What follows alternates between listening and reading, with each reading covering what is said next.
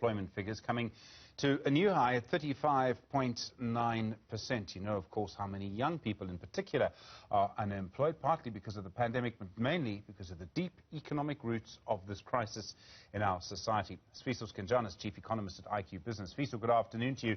I mean, these figures, once again, they show us we're facing a major crisis. We've spoken about it endlessly. Do you see any action at all coming from policymakers? I don't know if people in government really respond. I just don't see any signs of panic.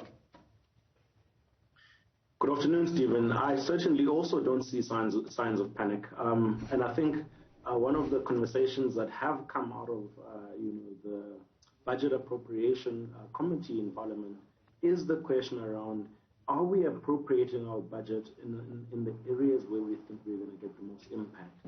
And simply where I'm going with that, Stephen, is that I don't think we've understood where an impact-based view looks like around how we appropriate our investment and our budget, particularly then to drive improved employment outcomes for particularly young people, as well as for black women in South Africa who currently have an unemployment rate of now 41.5% as an official rate.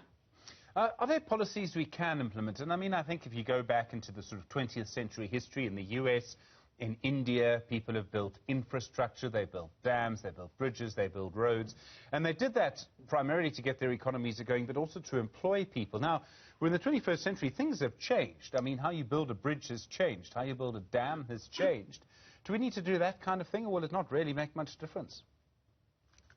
Yeah, I mean, I think there are a number of ways in which we can look at this. We've seen, for example, some interesting developments around construction sector, particularly for big government infrastructure, where they said simply all government infrastructure projects now must be funded or must use local cement producers only. And I think, these are some of the things from which we can draw inspiration around trying to, localize as far as we can. A lot of the small businesses in the informal sector, as we've spoken before, Stephen, tend to mimic those of the formal sector.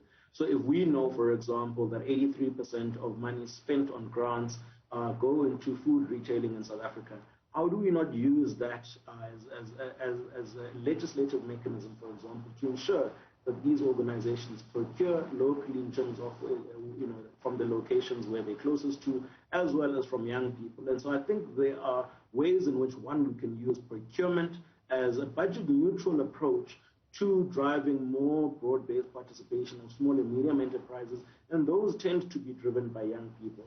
The second is really then saying, have we understood the real structure of our labor force?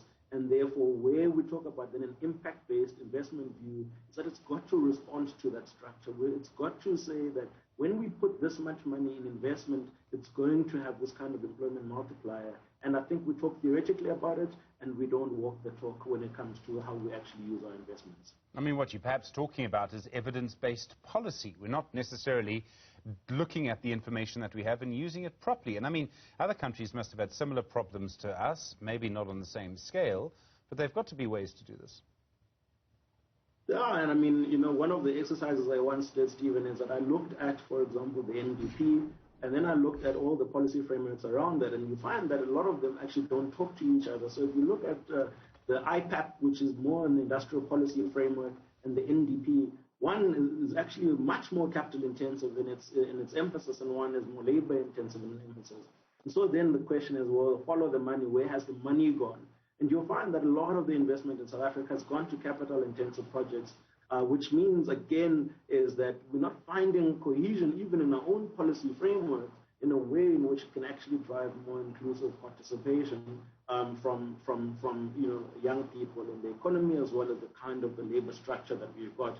And so there's often what we talk about, the structural transformation of an economy, which talks about how you move from an agrarian to manufacturing to tertiary, is that we actually almost have to have a reverse or blended approach in how we think about structurally reconfiguring our economy in a way in which, one, it responds to the global developments around 4IR and all of the kind of the debordering of the global economy, but in a way also that recognizes that we've got a strong agricultural sector. Why don't we deeply invest into that sector in a way in which it can truly absorb those skills that are currently laying dormant there?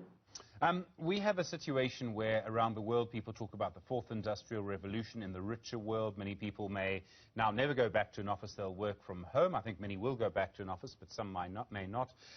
More and more it's about tech, it's about coding, it's about what you can do on a computer, it's about what you can do on a phone and an app.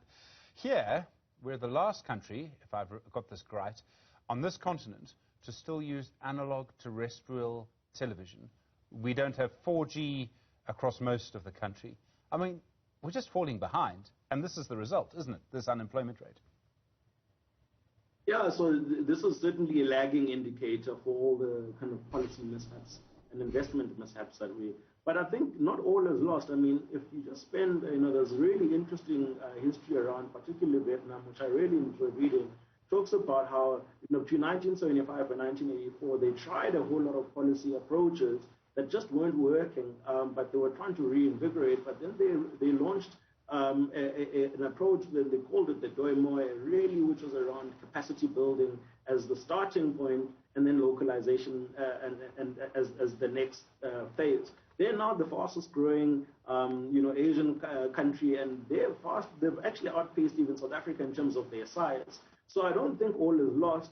It can be done if we actually just focus on building capacity, one, because once you build capacity, you broaden your tax base, as well as then create opportunities for businesses to employ people. Right now, we've got a concentrated tax base from a corporate point of view, and therefore it becomes incredibly difficult as well to then see how big shifts in employment will currently take place.